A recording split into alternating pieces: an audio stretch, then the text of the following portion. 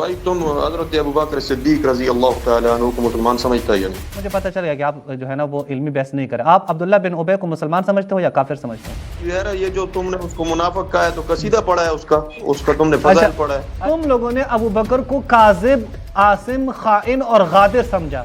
صحیح مسلم سے جو تو نے عقیدہ بنایا ہے تو وہی ابن عباس والا بھی بناؤ نا. آپ کی کتاب میں تو نہ فقط ابو بکر و عمر خائن، کاذب، عاصم ہے، بلکہ آپ لوگوں نے تو اپنے چھوٹے خلیفہ کے لیے یہی کہا ہے.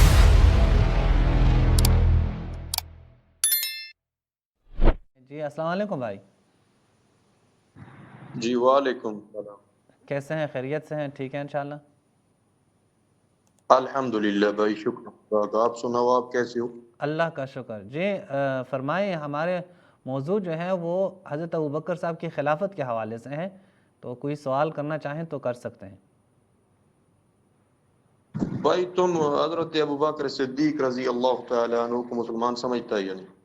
نہیں، یہ موضوع نہیں ہے. موضوع ان کی خلافت کے حوالے سے ہیں کہ خلافت خلافت تو بعد میں آئے گا نا. تم یہ بتاؤ ان کو مسلمان.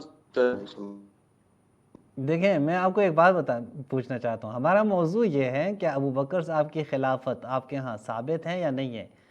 اس کے اوپر آپ کا کوئی دلیل ہے، دلیل پیش کریں، یا جو کچھ میں یہاں پہ پیش کروں گا اس کے اوپر کوئی نقد ہو تو وہ پیش کریں. اب موضوع جب ہم رکھیں گے تو پھر اس کے اوپر ہم بات کریں گے.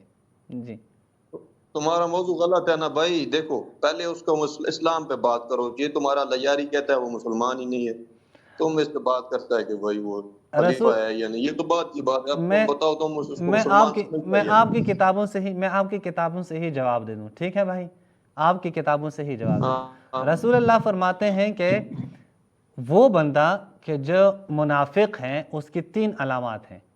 ٹھیک ہے، 3 علامات ہیں. پہلی علامت، جب وہ کوئی امانت آپ اس کے پاس رکھیں تو وہ خیانت کرتا ہے، جب وہ بولتا ہے تو وہ جھوٹ بولتا ہے، یہ رسول دھوکہ دیتا ہے. 3 علامات، اور یہ تینوں کی تینوں علامات یہ آپ کے ابو بکر صاحب کے لیے آپ کی کتابوں میں بیان کیے گئے ہیں.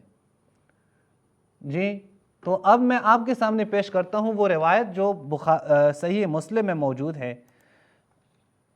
جی تو یہ آپ دیکھ سکتے ہیں کہ صحیح مسلم میں یہ روایت موجود ہیں، اور میں آپ کے سامنے پیش کرتا ہوں یہ علامات. جب تم روایت پیش کرو پہلے یہ بتاؤ تم مسلمان سمجھتا ہے صدیق اکبر کو کہ نہیں سمجھتا؟ آپ عبداللہ بن ابی کو مسلمان، مجھے پتہ چل گیا کہ آپ جو ہے نا وہ علمی بحث نہیں کریں. آپ عبداللہ بن ابی کو مسلمان سمجھتے ہو یا کافر سمجھتے ہو؟ وہ اس کو منافق سمجھتا ہوں. بس میں بھی وہی سمجھتا ہوں. نہیں تو پوری امت ایک طرف ہے اور تم لوگوں نے اپنا دکان کھولا ہوا ہے. یہ تو زیادہ تر انسانیت مسلمان ہے ہی نہیں. انسانوں کی اکثریت مسلمان نہیں ہے، تو پھر اسلام باطل ہے کیا؟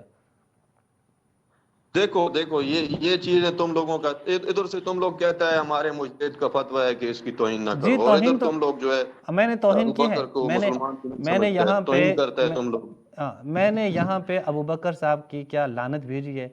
میں نے ان کا نام کوئی بہترامی سے لیا ہے؟ میں کہتا ہوں حضرت ابو بکر. یہ جو تم نے اس کو منافق کہا ہے تو قصیدہ پڑھا ہے اس کا تم نے فضائل پڑھا ہے. اچھا یہ اگر میں توہین کروں تو یہ توہین تو اور لوگوں نے بھی کیا ہے. صحیح مسلم دیکھیں، یہ صحیح ہے مسلم، اگر اسکرین پہ آ جائیں، یہ آپ اسکرین اگر دیکھ سکیں تو آپ کو پتہ چل جائے گا. یہ روایت آپ دیکھیں. حضرت علی کی نظر میں، آپ کے خود عمر صاحب کا اعتراف ہے کہ حضرت علی کی نظر میں اور عباس کی نظر میں ابو بکر صاحب کیا ہیں؟ فرأیتماہ کاذبا آثما غادرا خائنا. کہ علی اور عباس کی نظر میں ابو بکر صاحب وہ کاذب ہیں، جھوٹا ہیں، گناہگار ہیں، دھوکہ باز ہیں اور خیانت کار ہیں. پھر عمر صاحب کہتے ہیں کہ آپ دونوں کی نظر میں، یعنی علی اور عباس کی نظر میں عمر بھی کیا ہوں؟ کاذب ہوں، جھوٹا ہوں، گناہگار ہوں، خیانت کار ہوں اور دھوکہ باز ہوں، غدر کرنے والا ہوں. تو یہ جو علی کا عقیدہ ہے وہ عقیدہ ہم بھی رکھتے ہیں. مسئلہ کیا ہے اس میں؟ تو یہ تو تم لوگ آدھی حدیثیں پڑھ کے لوگوں کو گمراہ کر رہے ہو نا بھائی. اس میں پیچھے پڑھو نا، پیچھے کیا لکھا ہوا ہے. یہ وہ مقدمہ لے کے آیا ہے، یہ ہم لوگوں نے پورا پڑھ لیا ہے. یہ جو تم لوگ باتیں بتاتا ہے یہ آدھی باتیں بتاتا ہے. فرمائیں اس میں مقدمہ فرمائیں، مقدمہ کیا لے کے آئے ہیں؟ جی فرمائیں. یہ حدیث پوری پڑھو نا، یہ کس طرح سے آیا ہے. وہ ابن عباس کیا لے کے آیا ہے؟ وہ میں آپ کس کے متعلق آپ نے ابھی دعویٰ کیا نا کہ آپ نے یہ روایت پوری پڑھی ہے. دعویٰ کیا نا آپ نے، ابھی آپ نے کہا نا آپ نے روایت پوری پڑھی ہے. اگر آپ نے یہ روایت لیتا ہے اور لوگوں کو دیکھیں، اگر آپ نے یہ روایت پوری پڑھی ہے تو مقدمہ پیش کریں، 1-2 منٹ میں پیش کریں وہ مقدمہ، یا پھر میں پیش کرتا ہوں. پیش کرو بھائی، پورا روایت پڑھا جی کرو نا، آدھا اس میں سے اٹھا لیتا ہے تم. صبر کریں، بس وہ چلتا ہے، صبر لا کریں. تقرب الصلاۃ پہ چلتا ہے یار تم. ذرا صبر کریں، ذرا صبر کریں. ابھی میں آپ کے سامنے پیش کرتا ہوں، اگر یہ غلط ہو تو آپ بتائیں، پھر میں عبارت بھی پڑھتا ہوں.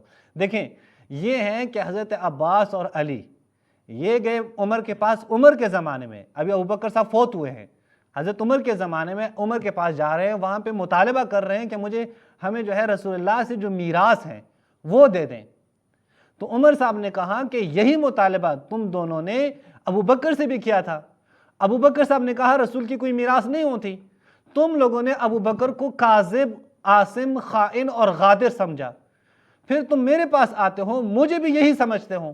اب یہ پورا مقدمہ ہے. جی اگر میں نے غلط کہا ہو تو آپ تصحیح کریں.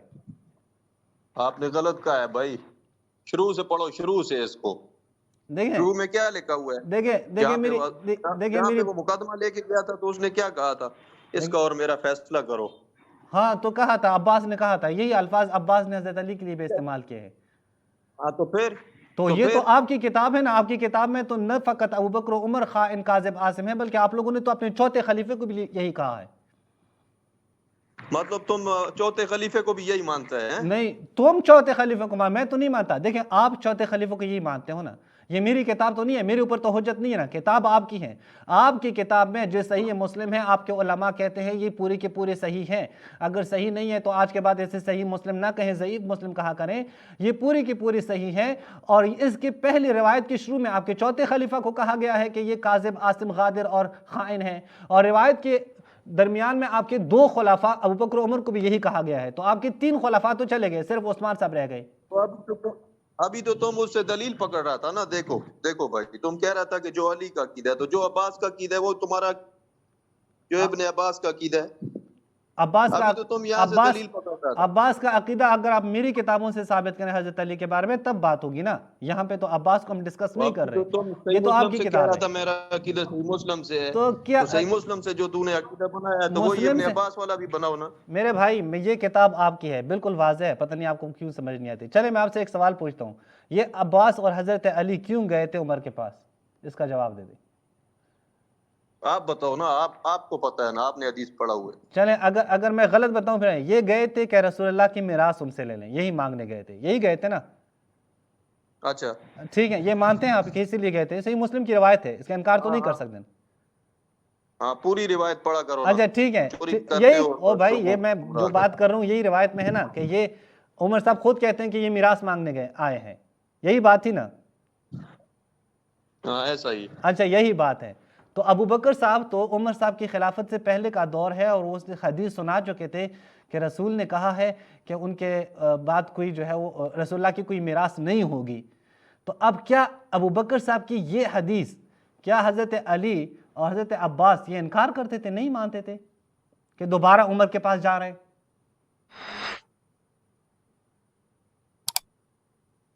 جی عمر کے پاس نہیں جاتے، تمہارا کیا عقیدہ؟ نہ چاہتے ہو؟ عمر کو کچھ سمجھتے تھے تو جاتے ہیں نا. دیکھیں بات سمجھا کریں میرے بھائی، بات سمجھا کریں، یہ بہتر رہے گا. اگر آپ بات سمجھیں تو بہتر رہے گا. حضرت اب اس روایت میں ہے کہ ابوبکر صاحب کے پاس علی اور عباس گئے ہیں.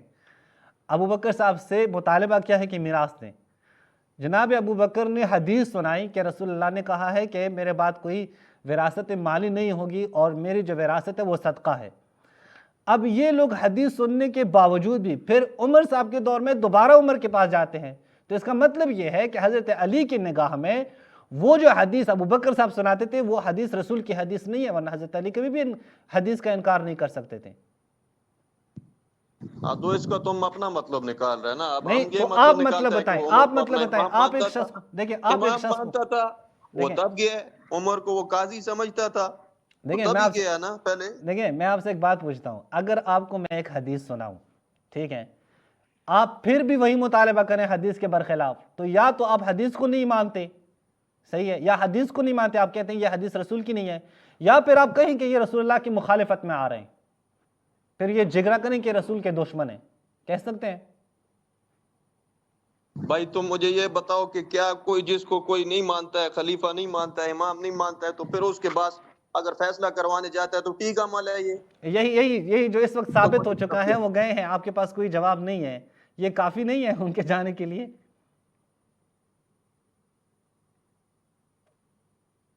دیکھیں بالکل واضح ہے، اگر آپ کے پاس جواب نہیں ہے تو ٹھیک ہے، جواب نہیں ہے، لیکن واضح ہے کہ حضرت علی نے اور عباس نے ابوبکر صاحب کی وہ حدیث تسلیم نہیں کی ہے۔ جی موجود ہیں یا چلے گئے؟ جی میرے بھائی